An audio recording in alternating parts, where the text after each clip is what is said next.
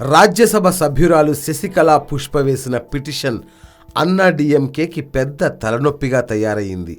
శశికళ నటరాజన్ను అన్నా డీఎంకే ప్రధాన కార్యదర్శిగా ఎలా నియమిస్తారు అంటూ ఆ పార్టీ నాయకులతో పాటు శశికళ నటరాజన్కు మద్రాసు హైకోర్టు నోటీసులు జారీ చేసింది. దీంతో చట్టపరంగా ఎలాంటి సమాధానం ఇవ్వాలో తెలియక అన్నా డీఎంకే నేతలు అయోమయంలో పడ్డారు. అన్నా డీఎంకే పార్టీ నుంచి బహిష్కరణకు గురైన శశికళ పుష్ప, ఆమె భర్త లింగేశ్వర తిలగం మద్రాసు హైకోర్టులో పిటిషన్ దాఖలు చేశారు.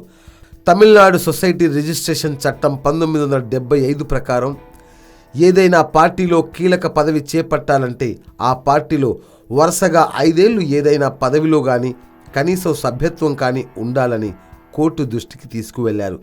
శశికళ 5 సంవత్సరాలు వరుసగా అన్నా డీఎంకే పార్టీలో సభ్యురాలుగా కొనసాగింది లేదు. 2011 డిసెంబర్లో శశికళను పార్టీ సభ్యత్వం నుంచి తొలగిస్తున్నామని జయలలిత అప్పట్లో స్వయంగా ప్రకటించారు. అయితే ఆ తరువాత మనసు మార్చుకున్న జయ తిరిగి 2012 మార్చి చివరిలో శశికళకు ప్రాథమిక సభ్యత్వం ఇచ్చి పార్టీలో చేర్చుకున్నారు.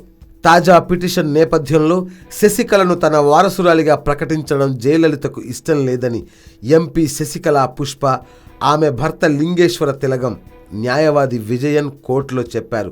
అందుకు గతంలో జరిగిన కొన్ని సంఘటనల్ని కోర్టు దృష్టికి తీసుకువెళ్లారు. కనీసం కౌన్సిలర్ పదవి కానీ ఎమ్మెల్యే పదవికి పోటీ చేయడానికి కానీ జయలలిత శశికళకు అవకాశం ఇవ్వలేదని చెప్పారు. శశికళ మీద జయలలితకు అంత ప్రేమ ఉంటే ఆమెను రాజ్యసభకు పంపించేవారని, లేదంటే ఎమ్మెల్యే చేసి మంత్రి పదవి ఇచ్చేవారని శశికళ పుష్ప తరఫు న్యాయవాది విజయన్ కోర్టులో వివరించారు.